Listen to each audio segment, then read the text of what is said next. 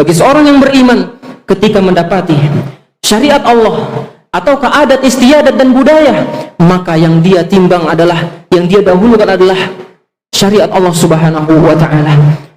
Terserah manusia mau bilang apa, terserah masyarakat mau mencibir, mau menghina, tetapi yang kita cari adalah ridho Allah Subhanahu wa ta'ala.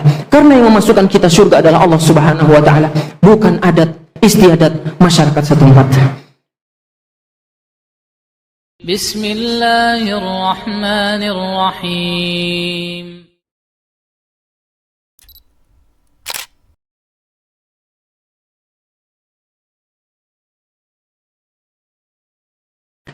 Ya ayyuhalladzina amanu la tuqaddimu baina yadayillahi wa rasulih wattaqullaha innallaha sami'un alim. Wahai orang-orang yang beriman, janganlah kalian mendahului Allah dan Rasulnya. Bertakwalah kepada Allah, sesungguhnya Allah Maha mendengar lagi Maha mengetahui.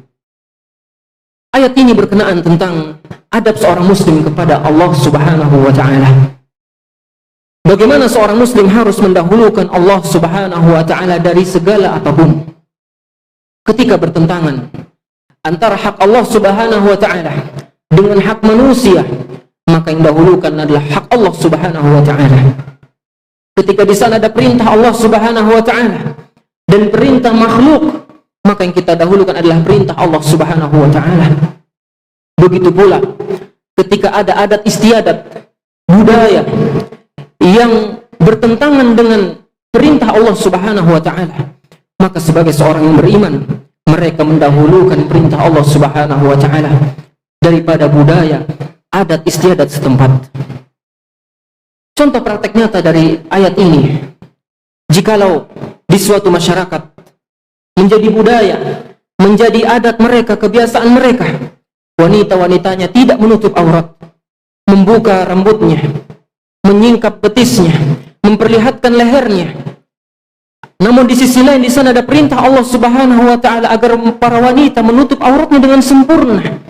Maka janganlah seorang yang beriman lebih mendahulukan banyaknya manusia yang melakukannya dibandingkan perintah Allah Subhanahu wa ta'ala. Jangan sampai kita berdalih dengan banyaknya manusia, tetapi kita menyampingkan perintah Allah Subhanahu wa ta'ala. Contoh yang kedua, misalnya di suatu masyarakat ada keyakinan jika tidak demikian sial, jika tidak menyantap makanan akan sial, atau yang kita sebut dengan kepuhunan. Kepuhunan ayyuhal ikhwa azani Allah wa iyyakum. Ketika kita telah Al-Qur'anul Karim, kita telah hadis-hadis Nabi sallallahu alaihi wasallam, ternyata kepuhunan itu terlarang dan dilarang dari Allah Subhanahu wa taala dan Rasulnya. Maka yang kita dahulukan adalah Allah Subhanahu wa taala dan Rasulnya dibandingkan keyakinan masyarakat sekitar. Meskipun masyarakat kita meyakini demikian, namun sebagai seorang yang beriman, kita lebih mendahulukan wahyu dari Allah Subhanahu wa ta'ala. Karena Nabi sallallahu alaihi wasallam bersabda, la tiyarata, tidak ada nasib sial karena sesuatu apapun. Kesialan hanya datang dari Allah Subhanahu wa ta'ala. Tidak layak seorang yang beriman mengaitkan kesialan-kesialan hanya karena makanan dan menyantap makanan tertentu. Contoh yang konkret lagi ayyuhal ikhwa azani Allah wa iyyakum. Misalnya ada adat istiadat setempat, masyarakat yang menyembelih untuk selain Allah Subhanahu wa ta'ala. Dia persembahkan sesembelihan untuk penghuni sungai, penghuni lautan, penghuni gunung. Ketika kita cari perintah Allah Subhanahu wa ta'ala dan Rasulnya, ternyata Allah Subhanahu wa ta'ala melarang hal yang seperti itu. Maka sebagai orang yang beriman, kita mendahulukan perintah Allah daripada adat istiadat dan budaya masyarakat sekitar.